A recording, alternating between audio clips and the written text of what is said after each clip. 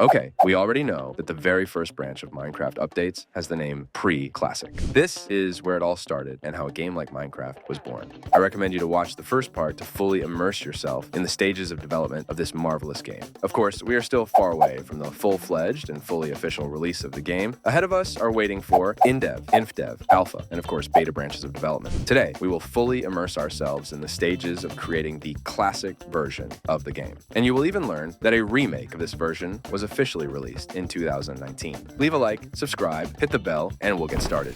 The Minecraft Classic development branch, divided into, let's say, 4 phases. Nowadays, we would call it minor updates. Early Classic, multiplayer test, survival mode test, and late Classic. It would seem like so many branches of updates in one phase of development that must have taken years to complete. Not at all. It didn't take a full 7 months to develop the Classic version. Initially, the Classic version did not have its own official name. Many of the fans of the game that had formed over a short period of time referred to it as the alpha version until Notch wrote on his blog, and I quote, "Sometime this week, I'm going to rename the old free versions of the game to something like Minecraft Classic and rename InfDev to just Minecraft." The development started from Early Classic Creative, also called simply Early Classic. During the period of this development branch, as many as 18 versions, let's assume that these are the current snapshots, were released. This phase of development lasted from May 16th, 2009 to May 28th, the same year. That is only 12 days. Of course, I will not tell about each version. There is no sense in it. Only the most important, such as the fact that in this update, there was no survival mode. We only had creative survival mode. Yeah, that's right. Blocks were available to us, but flying around and destroying everything in the game was not. Hunger,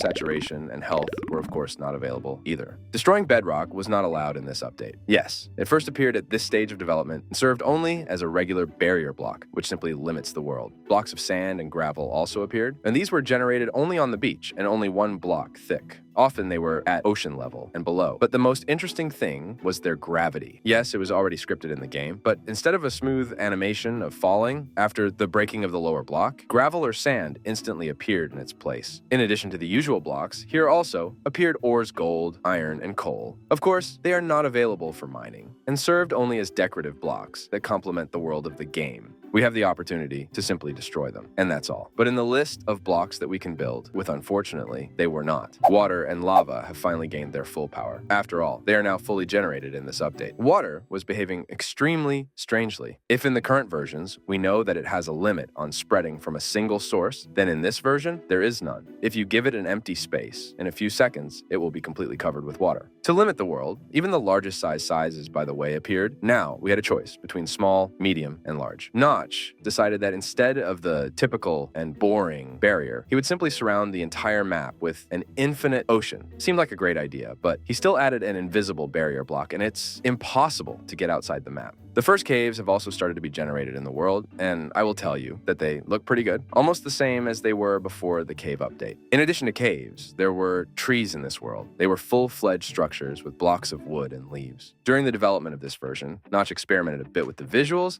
and tried to make the tops of the blocks offset. This created a sort of amplitude world generation effect, but this had to be abandoned, and thank God for that. This version was never released. All that remains of it is a video that Notch recorded. That was the end of the first branch of development. In honor of that, Notch even took 2 days off. After all, the next branch of development, called Multiplayer Test, started on May the 31st and ended on July the 11th. During that time, 23 versions were released. In general, they were sharpened over the introduction of Minecraft multiplayer game mode. Of course, it wasn't without new features either. Brown and red mushrooms were added. They were not generated, they were as decoration. But the funny thing was that if you placed them in complete darkness, they just disappeared. A sponge appeared. It absorbed all the water in a 5x5x3 block radius. This would of course change a few more times later on. The very textured glass was added, and most importantly, the cloth. Yes, you'll say it's wool, but that's the name it had back then. The colors were different from what we have now. Like mushrooms in the game, appeared flowers dandelion in the very same rows, which in the future will have a very interesting lore. Write in the comments, and I will make a video about it. The inventory has finally appeared, though not as we know it, not even as it was before the updates. It is completely unique. It was opened by pressing the B key, which means blocks. You could choose the one you needed. In addition, there was a quick access panel, which by the way, has not changed since that moment. Of course, with this version began the era of multiplayer, because there were servers. When players went to the server, they were displayed as ordinary mobs, but later Notch still managed to add personalized skins and display the nicknames of players. There was a chat room where you could chat with other players, but for this, you had to write a special command/say in your message. Along with this came other commands we all know, such as ban, kick, set spawn, teleport, and so on. Due to the fact that there were not so many servers, on the official website, you could even find a list of Notch-approved servers where you could play together with your friends, but there were not so many of them. But the most important thing, as far as I'm concerned, is the music and sounds. At the beginning, there were only 3 soundtracks from C4N18 Calm 1, Calm 2, and Calm 3. All tracks were composed using piano. It's very beautiful.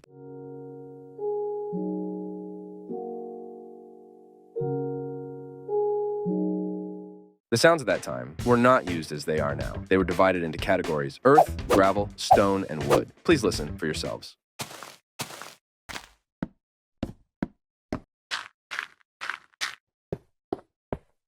I should add that graphical customization started to appear. You could select the distance of rendering, as well as enable or disable the FPS display. In fact, the distance of rendering exactly did not decrease, just appeared thick fog. Very authentic look. That was the end of the multiplayer development branch of the game. Notch decided that the creative mode is definitely good, but it is worth adding survival elements. A new phase began as far back as the 1st of September. Before that, the game was free to play. Everyone could come and play it directly in the browser, and all the previous snapshots were available to everyone. But the survival mode test was already paid. It could be experienced only by those who had previously purchased the game for €9.95. This was a great saving, because in the end, the price of the completed game would have reached €20. The development phase lasted from the 1st of September to the 10th of November, but on October the 24th, access to the test was given to everyone, even those who did not buy the game. This time, there was a whole bunch of mobs: zombies, creepers, pigs, and of course, spiders, the most canonical mobs of all existing. They had a couple of differences. Creepers did not explode, just like that. They inflicted melee damage, just jumping on the player, and only after death explode. Zombies wore decorative armor. It consisted of plates, that's why it was called plate armor.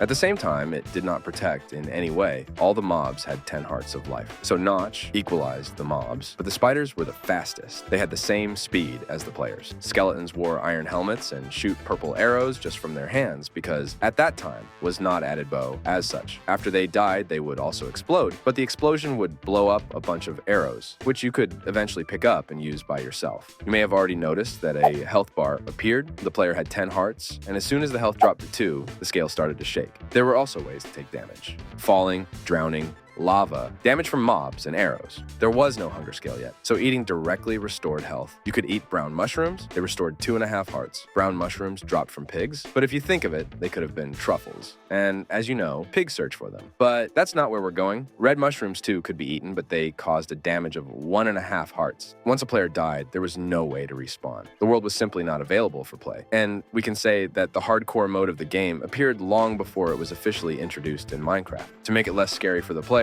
Notch decided to give the player exactly 20 arrows when starting a new world.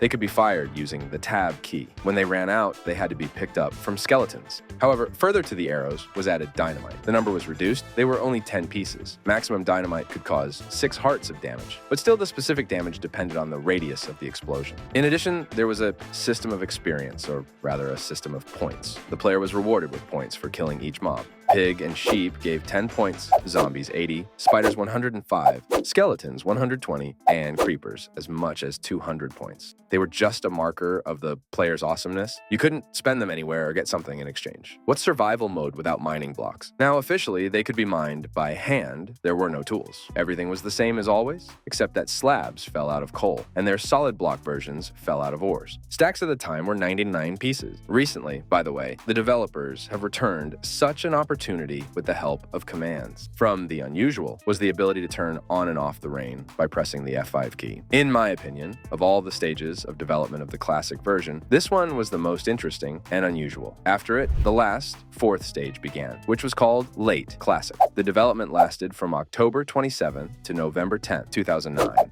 You may ask how it happened, because during the same period, the survival mode was being developed. It's simple. Notch was a content production machine, and he was developing 2 versions at once, survival and creative. Although only 6 versions were released during this period, they had important aspects. For example, normal block placement and destroying was finally introduced, as we know it now. Previously, to place a block, you had to select it by left-clicking, and then right-click to confirm the placement. Sounds simple, but it's extremely clumsy. There are 4 new blocks: obsidian, bookshelf, mossy cobblestone, and of course, brick block. Yes, those red bricks. Notch, of course, did not forget about the development of the multiplayer. This time, he added collision to the players, and they could push each other. It was possible to give admin roles without restarting the server, and most importantly, the nicknames of players were displayed only if they were pointed at. In the settings, each player could turn on or off the rain. Yes, this opportunity got into the normal settings of the game. I will mention that dynamic lighting was added in this version. Yes, it is not the same lighting that is now in the game, but it is just as very authentic and will definitely cause a meager tear of nostalgia.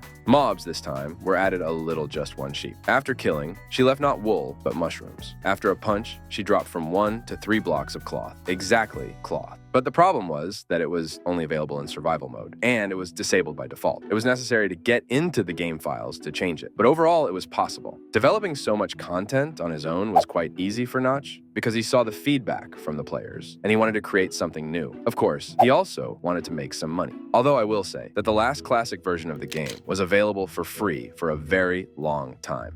Everyone could go to the website and just play right in your browser. Even after the game became fully paid, this version remained on the website. Eventually, it was removed though. But in 2019, in honor of the 10th anniversary of Minecraft, the developers decided to make a remake of this version. Even more, I will say, until now, this version is available through the browser for free. It has almost all the blocks at the time of development of the original version. It works quite fast, the graphics are very nice, there is even an opportunity to play together with a friend. More precisely, it was. On May 8th, 2019, the developers announced that they are closing multiplayer for a while due to performance issues, and it will appear later. But 5 years later, the result is the same. In general, the development branch of this version was excellent. A lot of things were added in a short period of time, especially Notch worked alone. Next, we are waiting for the in-dev development phases. So I expect you to support me with your likes, subscribe to the channel, and click the bell. While you are waiting for the new part of the retrospective, I advise you to watch these videos. They are also very interesting. We'll hear from you again, because we're discovering Minecraft in a new way.